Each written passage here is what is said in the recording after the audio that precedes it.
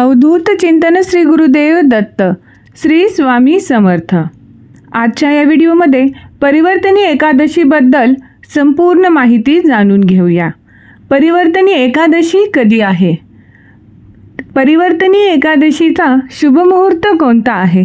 पारण केव्हा करावे? त्यानंतर परिवर्तनी एकादशीचे महत्त्व काय आहे? त्यामागची पौराणिक कथा काय आहे?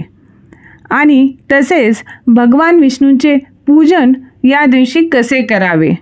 आणि सगळ्यात महत्त्वाचं म्हणजे परिवर्तनी एकादशी दिवशी कोणत्या गोष्टी चुकूनही करू नये, म्हणजेच टाळावयाच्या गोष्टी कोणत्या आहेत? त्याआधी तुम्ही जर अजून चॅनलला सबस्क्राईब केलेलं नसेल तर कृपया सबस्क्राईब करा आणि बेल आयकॉनला प्रेस करायला विसरू नका। एकादशी तिथीला हिंदू धर्मात खूप महत्त्व असून हा दिवस भगवान विष्णूंना समर्पित असतो। परिवर्तनी एकादशीचे व्रत करून आपण आपल्या दुर्भाग्याला परिवर्तित करू शकतो। एकादशी व्रत केल्याने कळत नकळत आपल्याकडून झालेल्या पापांचा नाश होऊन आपल्याला मोक्ष मिळतो। परिवर्तनी एकादशी दिवशी भगवान विष्णूंचे वामन अवतार जे आहे, वामन अवतार सर्वांना माहीतच आहे। भगवान विष्णूंचे 5वे अवतार जे आहे ते आहे वामन अवतार, तर त्यांची पूजन केले जाते। भगवान विष्णूंच्या या वामन अवतारांचे पूजन केल्याने तिन्ही लोकांचे पूजन केल्याचे पुण्य लाभते। या दिवशीच परिवर्तनी एकादशीला पद्मा एकादशी देखील म्हटले जाते। तसेच याला जलझुलणी एकादशी पण म्हणतात, जयंती एकादशी सुद्धा म्हटले जाते। आपल्या सर्वांना माहितीच आहे की देवशयनी एकादशीला भगवान विष्णू निद्रा अवस्थेमध्ये जातात आणि त्यानंतर 4 महिने निद्रा अवस्थेत राहून त्यानंतर देवउठणी एकादशीलाच ते परत जागी होतात। तर याला आपण चातुर्मास असे म्हणतात। परंतु या चातुर्मासामध्ये एक वेळ अशी असते की ज्यावेळी भगवान विष्णू हे आपली कूस बदलतात, आपली करवट बदलतात। त्यालाच आपण परिवर्तनी एकादशी म्हणून ओळखतो।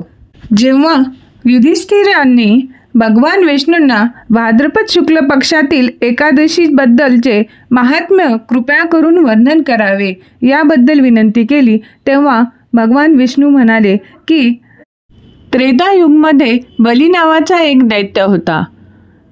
तो अत्यंत सामर्थ्यशाली, शक्तिमान तसेच भगवान विष्णूंचा परमभक्त होता। तो नित्य चांगली कर्मे, दान धर्म करायचा, तसेच ब्राह्मणांचे योग्य असे मानपान दान तो कायम करायचा। बलीकडे असलेल्या सामर्थ्यामुळे त्याने इंद्रलोकांवर विजय मिळवला होता। या गोष्टीमुळे परेशान होऊन इंद्र तसेच इतर देवगण भयभीत होऊन भगवान विष्णूंकडे गेले। त्यावेळी भगवान विष्णू चातुर्मासातील निद्रा अवस्थेत होते।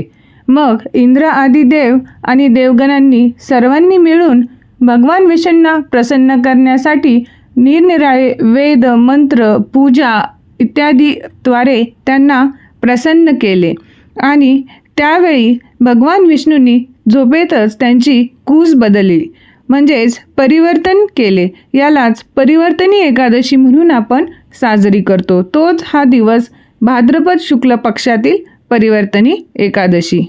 त्यानंतर भगवान विष्णूंनी सर्व देवगणांना तथास्तु म्हणून आशीर्वाद दिला आणि पृथ्वीवर वामन रूप अवतार धारण केला। म्हणूनच परिवर्तनी एकादशी दिवशी भगवान विष्णूंच्या वामन अवताराची पूजा करायची असते।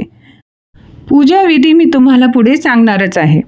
वामन रूप धारण केलेल्या भगवान विष्णूंनी बली दैत्याकडे 3 पद भूमीचे दान मागितले।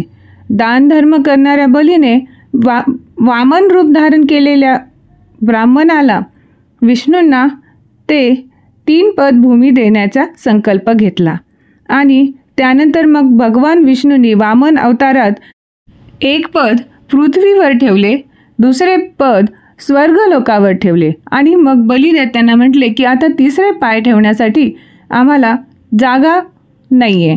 तर त्यावेळेस दैत्य बलीने स्वतःचे मस्तक त्यांच्या समोर केले आणि अशा प्रकारे मग वामन अवतारातील विष्णूंनी त्यांचे 3रे चरण हे दैत्यबलीच्या मस्तकावर ठेवले आणि त्यांना पाताळ लोकामध्ये पाठवले।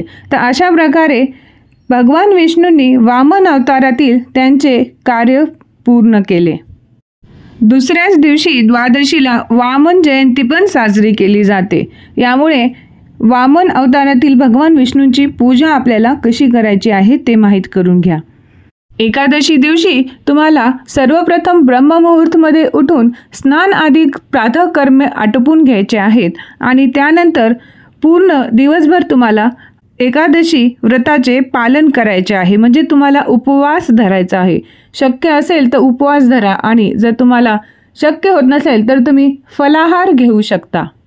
एकादशी दिवशी आपण भगवान विष्णूंची पूजा करण्यासाठी त्यांचे प्रतिरूप म्हणून एक सुपारी घ्यायची आहे।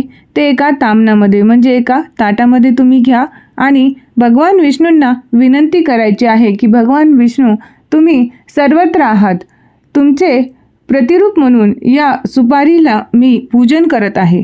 कृपया करून तुम्ही या सुपारीमध्ये तुमचे देवत्व येऊ द्या। तसेच भगवान विष्णूंनी म्हटलेच आहे ना, वासुदेव सर्वत्रम, म्हणजे सर्वत्रच वासुदेव असतात। तर तशा प्रकारे विनंती करून मग त्या सुपारीला आपण भगवान विष्णूंचे प्रतिरूप समजून त्याचा अभिषेक करायचा असतो। अभिषेक करण्यासाठी सर्वप्रथम तुम्ही शुद्ध जल पाणी घ्यायचे आहे आणि ओम नमो भगवते वासुदेवाय नमः या मंत्राचा जप करत पाण्याने पहिले 11 वेळेस अभिषेक करून घ्या। त्यानंतर कच्चे दूध घ्यायचे आहे। कच्चे दूध घ्यायचे, तापवलेले किंवा गरम दूध अजिबात घ्यायचे नाही आहे। त्यानंतर मग कच्च्या दुधाने 11 वेळेस ओम नमो भगवते वासुदेवाय नमः या मंत्राचा जप करत तुम्ही त्या सुपारीचा अभिषेक करायचा आहे आणि परत एकदा शुद्ध पाण्याने 11 वेळेस ओम नमो भगवते वासुदेवाय नमः या मंत्राचा जप करत सुपारी रूपी विष्णूंचा अभिषेक करावायचा आहे। तुम्हाला जर शक्य झाले तर तुम्ही 108 वेळेस या मंत्राचा जप करत अभिषेक करू शकता। नंतर त्या सुपारीला स्वच्छ वस्त्राने पुसून गंध पुष्पाने त्याची पूजा आरती करायची असते। एकादशी व्रताचा मुहूर्त काय आहे जाणून घेऊया। पंचांगानुसार भाद्रपद शुक्ल पक्षातील एकादशी म्हणजेच परिवर्तनी एकादशी तिथी शुक्रवार दिनांक 13 सप्टेंबर रोजी रात्री 10:30 वाजता म्हणजे 10:03 प्रारंभ होईल। तर 14 सप्टेंबर रोजी रात्री 8:41 समाप्त होईल। तर 14 सप्टेंबर रोजी परिवर्तनी एकादशीचे व्रत पाळावयाचे आहे आणि त्याआधी 13 तारखेलाच तुम्ही दुपारनंतर भात खाण्याचे टाळावयाचे आहे। दुसऱ्या दिवशी म्हणजेच द्वादशीला एकादशी व्रताचे पारण करावे। पारण वेळ 15 सप्टेंबर रोजी सकाळी 6:06 पासून ते सकाळीच 8:34 पर्यंत आहे। एकादशी दिवशी विष्णू सहस्त्रनामाचे पठण आवर्जून करावे। आपल्या चॅनलवर विष्णू सहस्त्रनामचा व्हिडिओ मी लवकरच अपलोड करेल। तुम्हाला शक्य असेल तर तुम्ही विष्णू सहस्त्रनामचा व्हिडिओ प्ले करू शकता। तुमच्या घरामध्ये ते विष्णू सहस्त्रनामाचे आवाज गुंजले पाहिजे, तर त्यानुसार सकारात्मकता येईल आणि जर तुम्हाला शक्य असेल तर तुम्ही स्वतः देखील ते पठण करू शकता। तसेच या दिवशी भगवान विष्णूंना तुलसीपत्र आवर्जून वाहावे, परंतु लक्षात ठेवा तुळशीचे पान हे एकादशी दिवशी अजिबात तोडायचे नसते, तर तुम्ही ते आदल्या दिवशीच दिवसा तोडून ठेवू शकता। एकादशी दिवशी न करावयाच्या गोष्टी कोणत्या आहेत त्या आता जाणून घेऊया। सर्वप्रथम एकादशी काळामध्ये तुम्ही व्रत जर करू शकत असाल किंवा नसाल, परंतु प्रत्येकाने त्या काळामध्ये भात खाऊ नये। तांदळाचे पदार्थ भात खाण्याचे टाळावे। ब्रह्मचर्याचे पालन करावे।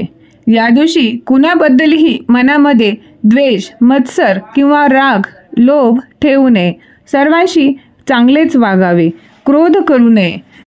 शक्य असल्यास गरजू व्यक्तींना दानधर्म करावे। अन्नदान हे सर्वश्रेष्ठ दान आहे। आणि त्यानंतर कळत नकळत आपल्याकडून झालेल्या पापांसाठी क्षमा याचना मात्र अवश्य करावी। तर अशा प्रकारे आपले दुर्भाग्याला परिवर्तित करण्यासाठी हे एकादशीचे परिवर्तनी व्रत सर्वांनी आवर्जून करावे.